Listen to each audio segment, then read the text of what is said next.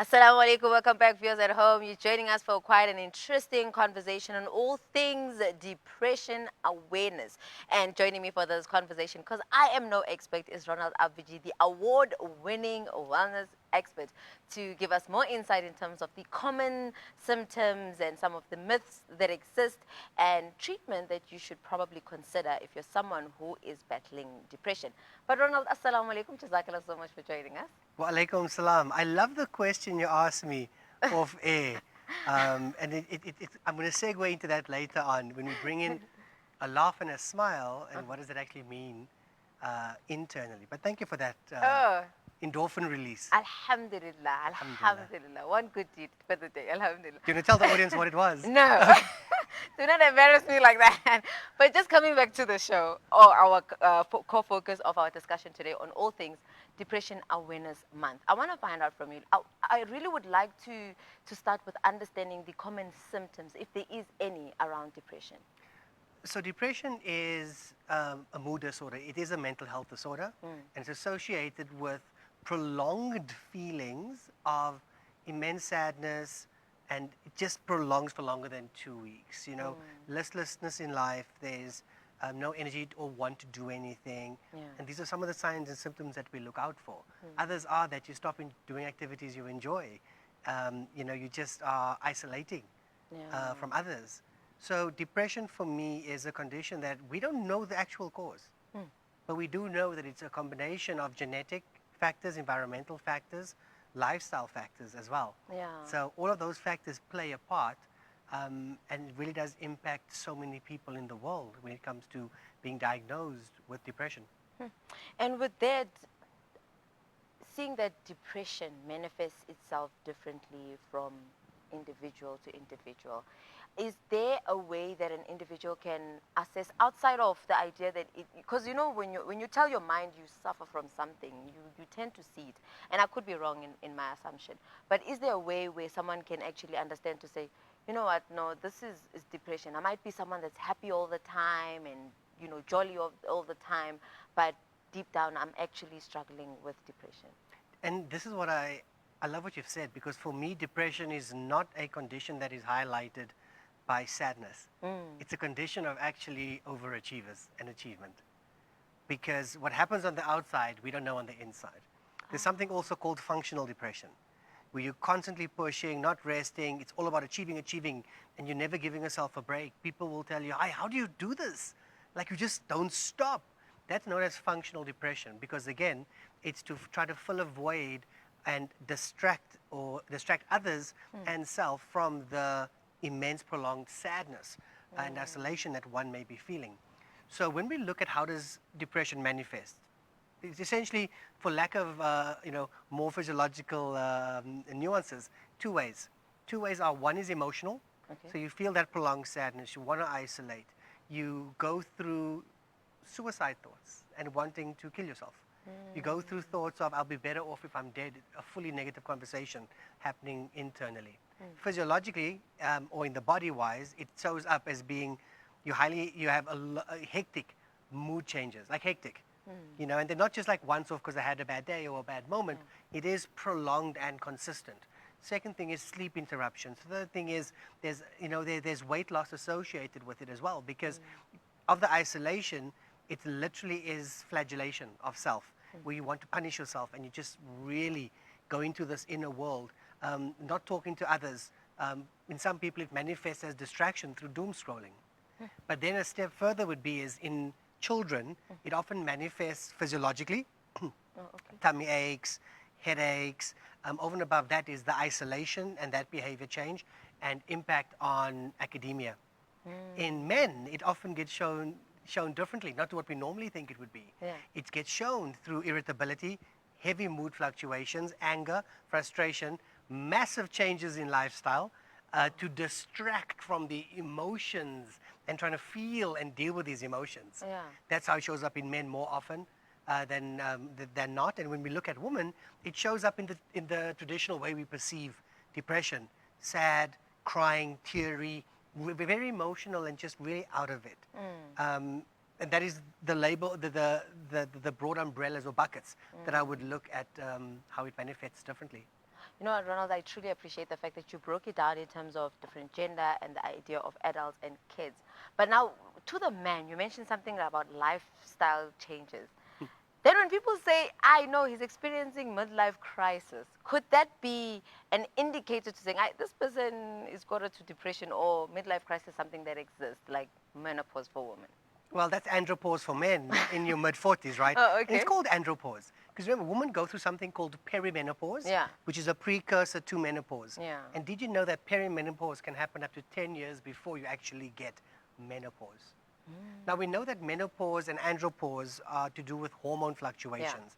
But let's look at men, as you asked me. Yeah. In andropause, which is the male version of menopause, please don't get me wrong, gents. This is not the same thing in the context of signs, symptoms, and impact. Because in menopause, did you know there are over 100 different symptoms that you could potentially have? Whereas in andropause, keep 5 or 6, because it's all about, in men, the hormone testosterone. And when testosterone begins to decrease in men, it impacts how men see themselves, the ability to achieve. There's a little bit extra strategically placed padding, so your aesthetic appeal is no longer kiss six-pack vibes, and I can't do what I used to do when I was younger. It impacts your sex life, so you're not going to be able to perform. If you do be able to perform, you're not going to be able to perform for a lot longer with your spouse, right? When you are having, when you are being intimate. And then, of course, it looks at, I'm not good enough, I'm going through these changes, I don't know how to deal, which is the emotional component. Yeah. So what do men do? They call it the midlife crisis. Let me get the new Verpa. I'm going to get the new Nikes. I'm going to go travel here, there. All about the sparkle and shine. Yeah. But there was this one social media and television advert in the UK, and it came onto social media, that highlighted a sports team and the crowd. And there was one gentleman that was just chilling, watching the game, and his friend next to them was, yeah, rah, rah, cherry, rain, snow, go team. And it showed over the season as highlights. And the last scene was when the man who was quiet, who you thought would have depression, actually had a note on the seat next to him because that friend who was happy and gregarious was the one that committed suicide and lived with depression. So for men, it's a mask of not being able to deal, identify emotions and have emotional intelligence to deal with what they're going through physiologically. This is really tricky. Hence, more attention to men and more attention to everybody in general.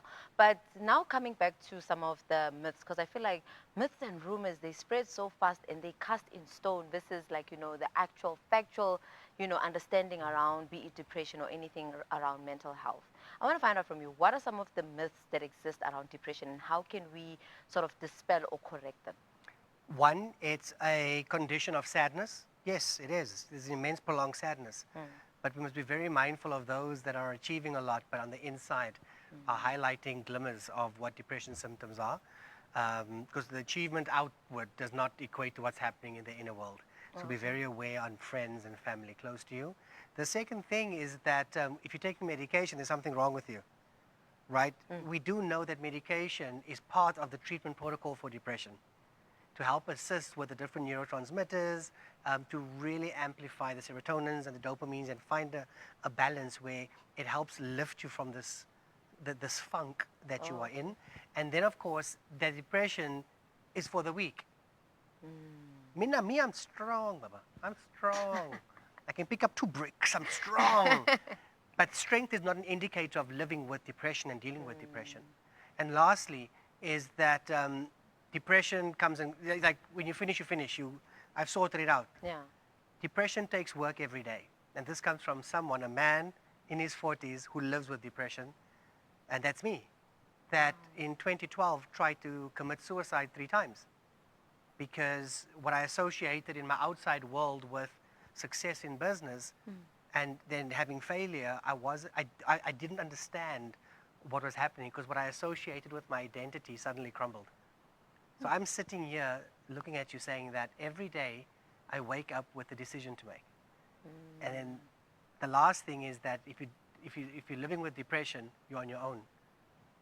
Depression is not is actually relevant in your community. Community being your family, your friends, and your workplace. And how you find that safe space to share and for them to hold a safe space for you. Wow. I'm literally stunned because every time you walk into studio, Ronald, you're always with some energy, hi, how's everybody? And you wouldn't say, but how are you keeping up? I'm good because I'm aware. I'm now so aware. When one is unaware, you cannot manage what you don't know. You cannot manage what you aren't aware of. And that, what I went through in 2012, really helped me identify and work on me. Did I finish it in 3 months? No. Was I on depression medication? Yes. I was diagnosed with depression, and in a lot of people, depression shows up as a comorbid condition, Okay. which means it's depression and anxiety, depression and bipolar. I have depression and ADHD. So every day I'm aware of it, and I make my team aware of it. And especially when they identify things and I identify things where, hey, this is a tough situation, I need to reach out. They will highlight, hey, Ron, not are you okay? The phrase that we've taught each other is, hey, Ron, I got you. What does support look like for you right now? How can I have your back? Noted. And I think I now know how to best, conversate with someone who is, battling depression or just, I don't know how to say, battling depression, if I can leave it like that. But now I want to have a very two-sided question. One is, what is the role of, therapy and, treatment for those undergoing depression? And with that, please highlight to us what happens when you don't tell people around you, when you literally suffer in that silence. I love this question because therapy is part of the treatment protocol. Mm-hmm. So there's a multimodal treatment protocol when it comes to depression. Yeah. And there's different tiers of depression. So therapy is a critical component thereof. Yes, medication, not from over the counter. Go to your psychiatrist and or your GP to get a script because they need to figure out what medication, what they need to address, etc. And then the therapies with your counselor or your psychologist. What I love about therapy, and my lens on this has changed, therapy is not for times when you can't cope. Therapy is for times when you are so aware that you are tired of coping the same way. Ah. And when you are willing for that change, change only comes when things are uncomfortable, when it's difficult, when it's dark. And when you are dealing with depression, as dark as what these walls are, there's no room even for a glimmer of light that I could have seen. I needed somebody else to hold up a light and just get me that I felt I was rock bottom in a grave. All they needed to do, and this is what therapy helped me with. Yeah. Therapy helps you just to look up. Just to look up. Because when you look up, the body naturally has to look towards the light. And naturally then, the progression would be is you raising your hand. Then you're on one knee. Then you're on two knees. And then you stand up. And that is what the role of therapy is, to help you on this journey, but only if you are willing. Because let me promise you, you can sit with a psychologist or a counselor and you could give them the biggest load of BS and get them to get onto your side. You know what they want to hear. You've gone to AI and you've AI'd what they wanted to ask you. And this is why you need to be ready for that. So therapy is critical. Medication is in conjunction with that if needed. And then, of course, depression is, and your last question, depression is not about loneliness only. Many people think it's about loneliness. Yeah. And the cure for loneliness, or the opposite of depression, is happiness. Yeah. No, it's not. The opposite of depression is connection. Because you isolate and pull away and having this internal conversation here and here and you just can't cope, even though you're smiling to the world. Others are very sad to the world. When you connect, you break the isolation. And if you can connect without judgment, and judgment for me is me being vulnerable with you, knowing you can judge me, but still sharing, and not expecting you to judge or not to judge. And then you are vulnerable back to share with me, knowing I can judge you. That is what vulnerability is. And when you are that with certain people in your life, with your therapist, with friends and family, you have the opportunity to build connection, which is the opposite of depression. Ronald, you've shared a whole lot of insight, and I just want to give us a bit of a breathing moment to for myself to digest what you just shared with myself. And I want us to head over to just looking into misconceptions and treatment around depression for those who missed the first part of our discussion. Let's take a look. Wow. Doctor, what are some of First the time I tried to misconceptions gas about myself. depression that you commonly encounter, and what's the truth behind them? The first thing that comes to mind is definitely the stigma that's around depression, and that a lot of people misconstrue the sadness, the general sadness, everyday kind of sadness, for something as serious as depression. So that's definitely one of the biggest ones. And then the other one is that it's just a part of who you are and you can't really change anything about it, and it's just a way of living, because people have become so accustomed to being in this depressive state of mind for a long period of time, thinking that it's part of their personality structure, thinking that there's nothing that they can actually do to change it. But in actual fact, treatment really helps in terms of alleviating some of these symptoms and symptomology that is present with each individual and how it manifests within every person's individuality. So, when should someone seek professional help for their depression, and what types of professionals are available for treatment? People should definitely seek help for depression when it becomes persistent, when it becomes so debilitating in affecting their relationships, affecting their work life, affecting their home life, and the different areas of their life. So when they feel that they are it's causing impairment in any of these areas of life, that is when they should start realizing that it's not just a feeling and it might not just pass, but that treatment needs to be considered. And in terms of the professionals that's able to help, psychologists, psychiatrists, registered counselors, all of these individuals that's registered with the HPCSA, that follows a guides of ethic in terms of evidence-based treatment, is really important for the treatment of depression.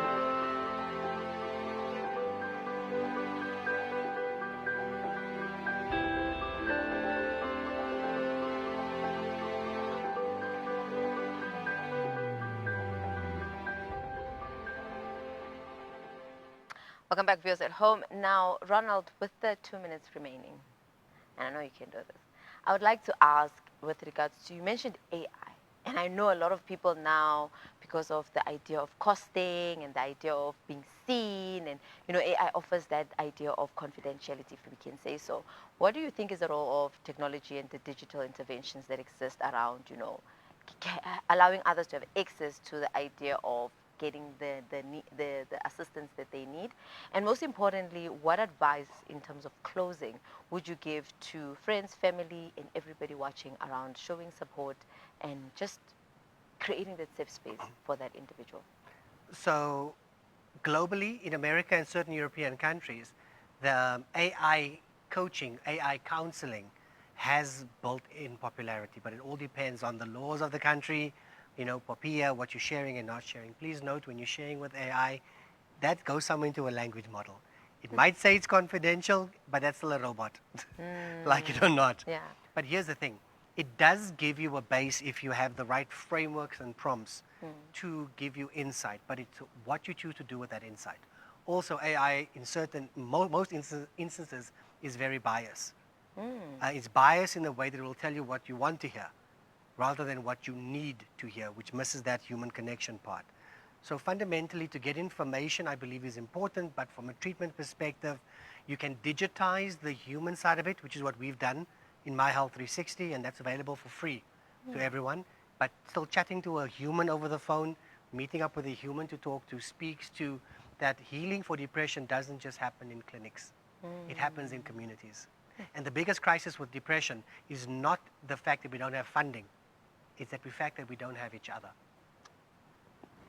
And that's what connection. I need you to break that for us. Because for the longest time, when we're thinking access to healthcare, it's a thing of there's not enough psychologists, there's not enough funding, there's not enough.